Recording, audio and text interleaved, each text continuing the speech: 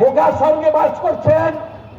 অনেক শহীদের রক্ত ঝরা এই বাংলাদেশের মাটিতে অনেক আলেম ওলামাদের শাহাদাতের রক্ত আছে। এটা কোরআনের দেশ। এখানকে কোরআনকে বিজয়ী করতে হবে।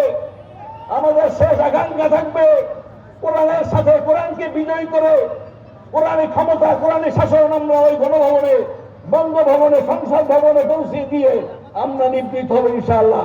আল্লাহ তাআলা সেই শক্তি আমাদেরকে দান করুন, সেই কামনা করে শহীদদের প্রতি শ্রদ্ধা জানিয়ে, শহীদ পরিবারের প্রতি সহমর্মিতা জানিয়ে আমি আমার বক্তব্য শেষ করছি।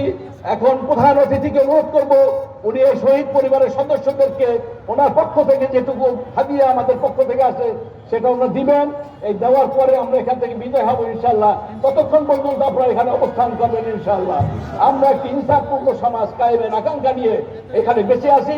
আমাদের আন্দোলন চলবে ইনশাআল্লাহ। আসসালামু আলাইকুম রহমতুল্লাহ।